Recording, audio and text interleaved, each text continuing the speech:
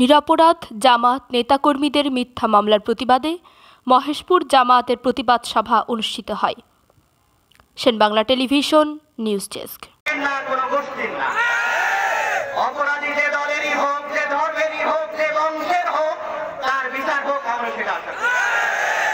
কিন্তু সেই বিচারের নামে যদি জামাত ইসলামী নেতৃবৃন্দকে মিথ্যা মামলার হয়রানি দেওয়া হয়, বাংলাদেশ জামাত ইসলামী হাত গুটিয়ে বসে থাকবে না। নিরপরাধ জামাত নেতাকর্মীদের মিথ্যা মামলার প্রতিবাদে ঝিনাইদহ মহেশপুর জামায়াতের উদ্যোগে একটি বিশাল প্রতিবাদ সভা অনুষ্ঠিত হয়েছে। মঙ্গলবার বিকালে মহেশপুর উপজেলা স্টেডিয়াম মাঠ প্রাঙ্গণে এই প্রতিবাদ সভা অনুষ্ঠিত হয়। মহেশপুর জামায়াতের উপজেলা আমির অধ্যাপক ফারুক আহমেদের সভাপতিত্বে প্রধান অতিথি হিসেবে উপস্থিত ছিলেন বাংলাদেশ জামায়াতে ইসলামের কেন্দ্রীয় শূরা সদস্য ও মহেশপুর ৩ আসনের এমপি প্রার্থী অধ্যাপক মতিয়া রহমান।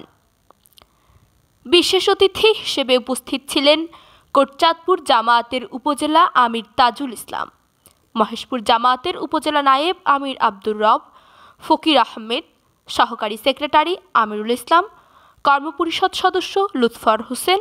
প্রতিবাদে আয়োজিত আজকের এই মহতী প্রতিবাদ সমাবেশের সম্মানিত সভাপতি, মহেশপুর উপজেলা শাখার সম্মানিত আমির, বিশিষ্ট রাজনীতিবিদ, মানুষ গড়ার কারিগর অধ্যাপক ফারুক আহমদ।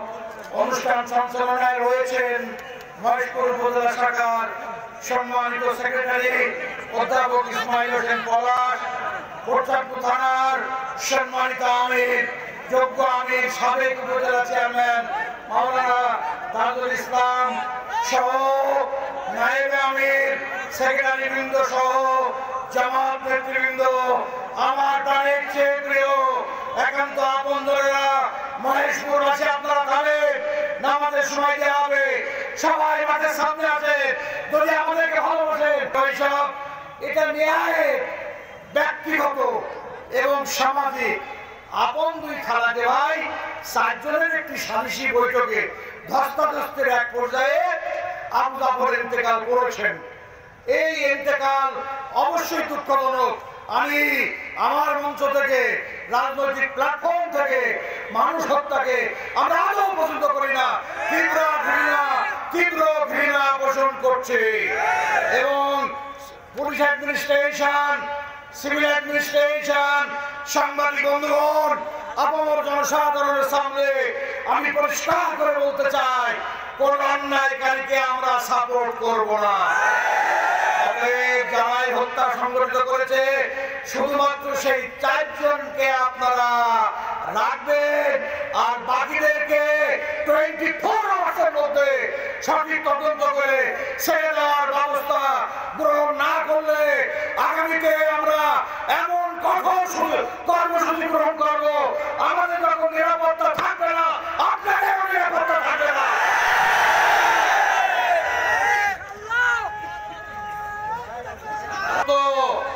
স্থানীয় police administration, I mean, who has vested the chair of the OC in search, you are held responsible for this massacre or crime. কিন্তু স্থানীয় পুলিশ প্রশাসন বিশেষ একটি রাজনৈতিক দলের সাথে মাথা নত হয়ে জেনে শুনে নিরপরাধ জামাত নেতা কর্মীদেরকে আসামি করা হয়েছে এবং তাদেরকে হয়রানি করা হচ্ছে। জামাত হত্যার রাজনীতি করে না, যারা হত্যার রাজনীতি করে তাদের ইন্ধনেই তাদের অপরাজনীতির বাহ্যিক প্রকাশ হলো জামাত নেতা কর্মীদের উপরে হত্যার অপবাদ চাপিয়ে দিয়ে জামাত ইসলামীর রাজনৈতিক চরিত্রকে কালিমা লিপ্ত করতে চাচ্ছেন। কিন্তু শুনে রেখে দেন, পুলিশ অ্যাডমিনিস্ট্রেশন, আমি সিভিল অ্যাডমিনিস্ট্রেশনকে দায়ী করব না, পুলিশ অ্যাডমিনিস্ট্রেশনের সবাইকে দায়ী করব না, কিন্তু কেবলমাত্র সরকার পরিবর্তন হয়েছে, শাসন ব্যবস্থা পরিবর্তন হয়েছে, ফ্যাসিবাদের পতন ঘটেছে, কিন্তু এখনো পুলিশ বাহিনীর মধ্যে কারুর অতীতের ফ্যাসিবাদী চরিত্র এখনো যায়নি। ময়লা ধুলেই ময়লা যায় না। আমার আল্লাহ পরিষ্কার করে বলেছেন, শুনে যান, ফতোয়া নিয়ে যান, কুল ইন তুখফু মা ফি সুদুরিকুম আও তুবদুহু ইয়ালামুল্লাহ ওয়া ইয়ালামু মা ফিস সামাওয়াতি ওয়া মা ফিল আরদ। হে বিশ্ব মানবতা, ও আমার বান্দা, তুমি হৃদয়ের গভীরে যে কথা নড়াচড়া করে ঠোঁট দিয়ে প্রকাশ করো না, আমি আল্লাহ সে কথা জানি। আসমান জমিনের সব আমি জানি। ও পুলিশ অ্যাডমিনিস্ট্রেশন কোথায় বসে কোন জায়গায় সত্যতা সৃষ্টি করে মিথ্যা মামলা চাপিয়েছেন কি এক্সচেঞ্জের বিনিময়ে, সব কিন্তু আস্তে আস্তে জনগুঞ্জরণে পরিণত হয়েছে। দেখেন তো কিসের বিনিময়ে মামলা চাপিয়েছেন?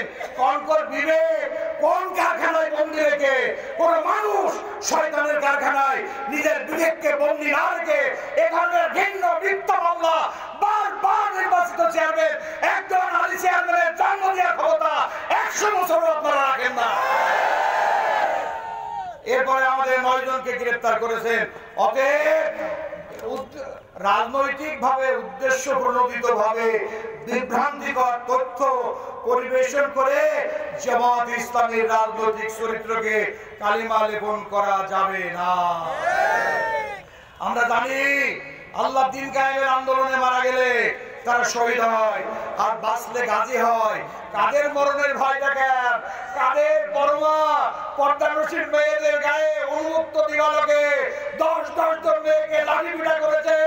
এখন আমরা কোরআনের দল, নবীর দল, তাই আমরা ইয়া আইয়ুহাল্লাযীনা আমানুসবিরু, হে ঈমানদাররা তোমরা ধৈর্যের সঙ্গে পথ চলো।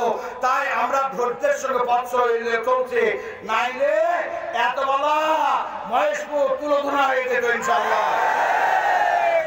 ভালো করে মনে রাখবেন, আমরা মরলে শহীদ, বাঁচলে গাছে। ও আমার মহেশপুরের আপামর জনসাধারণ, আমাদের শিরা উপশিরা ধমনী উপধমনীতে শাহাদাতের রক্তের জজবা প্রবাহিত হয়। আমরা অন্যায় করে কাউকে একটা চড় মারবো না, আইন শৃঙ্খলা হাতে তুলে নেবো না, কিন্তু আমাদের বিরুদ্ধে হাত তুললে ওই হাত ওখানেই থামিয়ে দেওয়া হবে। মনে রাখবেন 5 আগস্টের শহীদের, হাজার হাজার শহীদের রক্তে অর্ধ লক্ষ আহত সৈনিকদের আহাজারি, ত্যাগ ও কুরবানি, গোটা জাতির আপামর জনসাধারণের ত্যাগ কুরবানির বিনিময়ে অর্জিত 5 আগস্টের স্বাধীনতা আমরা বৃথা যেতে দেব না, দেব না, দেব না। এই মহেশপুর থানার সামনে ওই পৌর কলেজের পাশে আমি প্রফেসর মতিয়ার রহমান, ফারুক সাহেব, ইসমাইল হোসেন পলাশ, আমাদের হাই সাহেব, আমাদের নেতৃবৃন্দ যারা ছিল সকলে আমি মাথার টুপি খুলে দিয়ে, আক্তারুজ্জামান, মমিনুল ইসলাম, আসাদুজ্জামান প্রমুখ বক্তারা স্থানীয় প্রশাসনের উদ্দেশ্য করে বলেন, জাফর হত্যাকাণ্ডে প্রকৃত 4 জন আসামি ছাড়া বাকি নেতাকর্মীদের যদি 24 ঘন্টার মধ্যে সঠিক তদন্ত করে নিরপরাধ আসামিদের দ্রুত না ছাড়া হয়, তাহলে আমরাও কঠোর কর্মসূচি দিব। এতে করে আমাদেরও নিরাপত্তা থাকবে না, আপনাদেরও নিরাপত্তা থাকবে না। মহেশপুর স্থানীয় প্রশাসনের উদ্দেশ্য করে তিনি বলেন, একটি রাজনৈতিক দলের চাপে পড়ে তারা জামায়াতের নিরাপরাধ নেতাকর্মীদের আসামি করে হয়রানি করেছে।